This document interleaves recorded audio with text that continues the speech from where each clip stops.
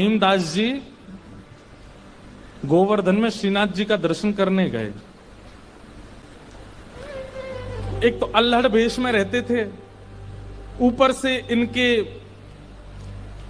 किसी कारण से इनको मंदिर में नहीं घुसने दिया, और जैसे ये मंदिर में घुसने लगे तो लोगों ने इनको धक्का दे दिया। कहां घुसे चले जा रहे हो, यहां पर विजातियों का प्रवेश नहीं है और तुम्हारे जैसों का तो बिल्कुल प्रवेश नहीं है। रहीम जी को इतना क्रोध आया, ठाकुर जी को ही सुनाने लगे बाहर बैठ करके। बोले आप कैसे परमात्मा हो, कैसे स्वामी हो, कैसे भगवान हो? इतनी दूर से मैं चल करके आया और आप मुझे दर्शन नहीं दे रहे हो, लोगों के द्वारा मुझे बाहर करवा रहे हो।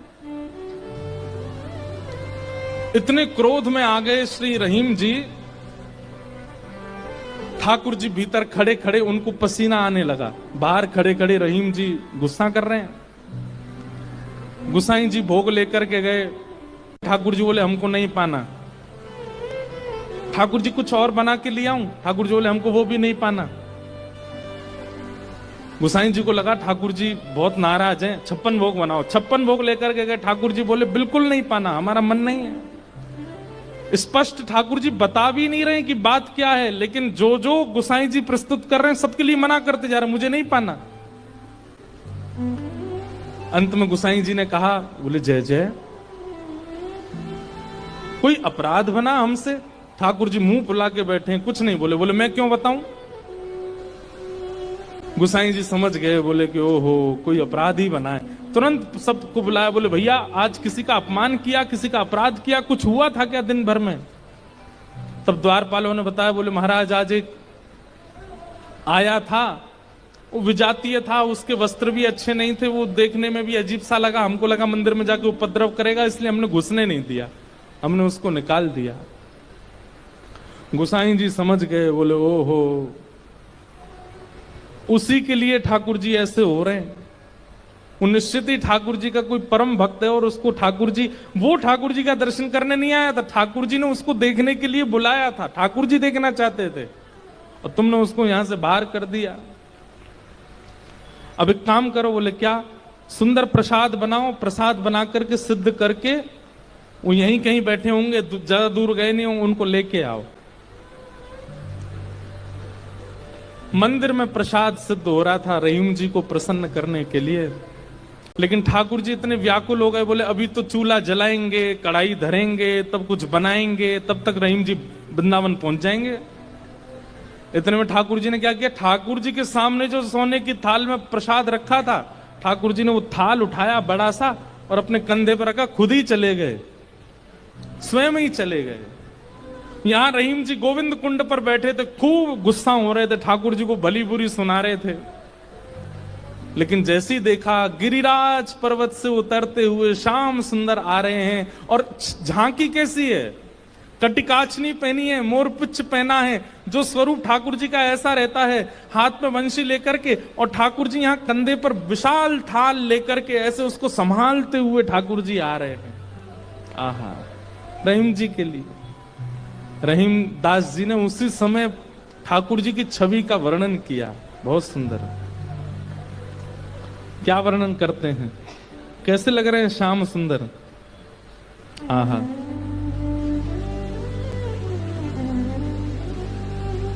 काछे काछनी कलित मुरली कर, पीत पिछोरी साल की, बंक तिलक के सर को कीन्हो, दुति मानो विदुबाल की।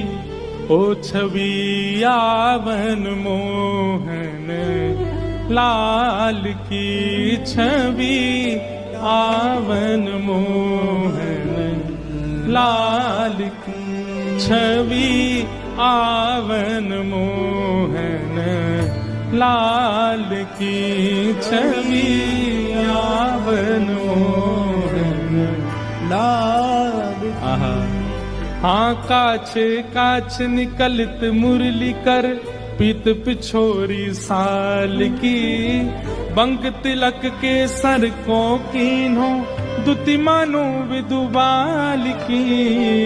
हो छवि आवन मोहन। अरे मोय कोई वेद ध्वनि ब्रज में सुनावे तो मेरे कान इतने रीझे ना आए, लेकिन कोई प्रेम आसक्त है करके मुंह को घोरी घोरी गारी सुनावे सो मैं तो वह के सामने प्रकट है जाऊं। छवि आवन मोहन लाल की छवि आवन मोहन लाल। और थाल सामने रख करके ठाकुर जी वहां से अंतर ध्यान हो गए, लेकिन रहीमदास जी की स्थिति ऐसी वो तो उसी छवि में छके हुए बैठे हैं, थाल सामने रखा है। इतने में गुसाई जी अपने असंख्य सेवकों के साथ खूब सारा प्रसाद बना करके लाए। रहीम जी के पास जैसे ही पहुंचे तो देखें यहाँ तो पहले से ही थाल रखी, और ये वो थाल है जो श्री जी बाबा की है, श्रीनाथ जी की है। नेत्र बंद हैं। गुसाई जी बोले रहीम जी ये थाल आपके पास आई कैसे? आहा, बिसरत नाही सखी मोमन सो चितवन बैन विशाल की। बैन मतलब बैन कहीं कहीं ये अधर का जो अंतिम छोड़ होता है इसको बैन कहते हैं। ठाकुर जी के ये कैसे बोले इतने मधुर हैं कि जब ये ठाकुर जी मुस्काते हैं ना तो वो जो अंतिम छोड़ है वो इतना प्रिय लगता है ठाकुर जी के मुखमंडल का कि वो मेरे नेत्रों से जा नहीं रहा है। विसरत नाही सखी मोमन सो चितवन बैन विशाल की। नीकी हसन अधर सधरन छवि छवि सुमन गुलाब की। ओ छवि आवन मोहन लाल की। छवि आवन मोहन लाल की। और जल सो डार दियो पुत्रिन पे डोलन मुक्ता माल की। जल सो डार दियो पुत्रिन पे डोलन मुक्ता माल। आप मोल बिन मोलन डोले बोलन मदन गोपाल की। आप मोल बिन मोलन डोलन बोलन मदन गोपाल की।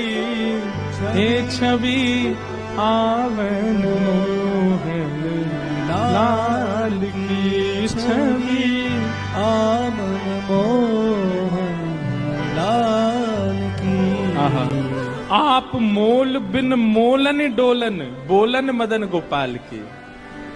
इतने मूल्यवान श्री ठाकुर जी यहाँ पर बिनमोल की तरह डोल रहे थे, बोल रहे थे, चल रहे थे, बैठे थे। गुसाई जी को बता रहे हैं रहीम जी,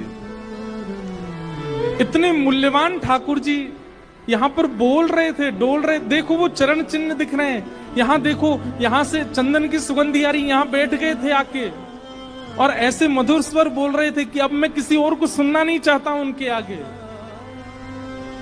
अरे यह स्वरूप निरखे सोई जाने।